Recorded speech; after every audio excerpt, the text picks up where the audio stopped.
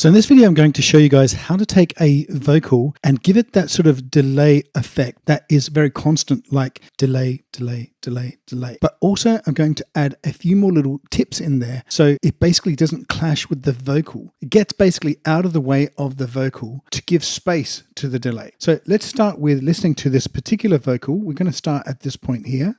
Break my heart in two. I feel like shadows holding on. Okay, so what we're going to do there, we're going to use a return track. And on this return track, we've got a delay and a glue compressor. I'll tell you why in a second. Well, basically, the delay is going to be set up like this. So it syncs on the left and right-hand side to a fourth beat. So this is an important setting here. So once you have done that, then you'll dial in the amount that you want to send to the vocal. So let's just start with nothing. Break my heart in two. Now let's just slowly add that in.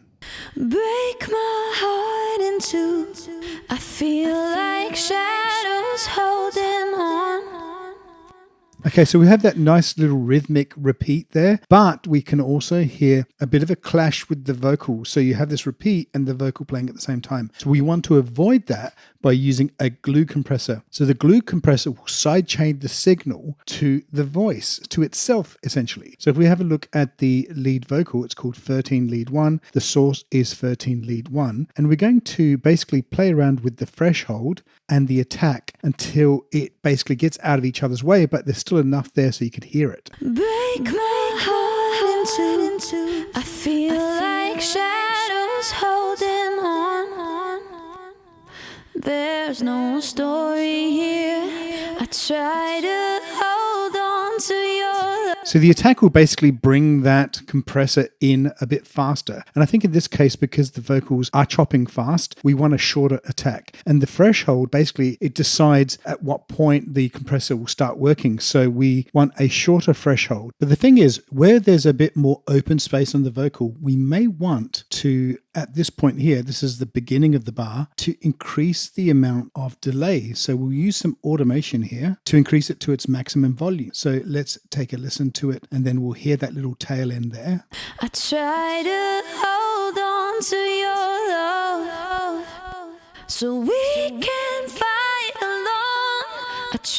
Okay, so that's super cool, but I think it's coming in a little bit too fast. So what we're going to do is blend it in like that. So we've got like a bit of a ramp up. Let's take another listen.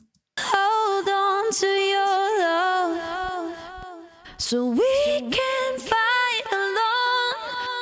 Actually, I like that very much. So let's now listen to it in context with the rest of the song. And I think it makes a big difference. What we're going to do is we're going to leave that delay on and then we're going to switch it off to see the difference that it really does make. I try to hold on to your love so we can fight alone.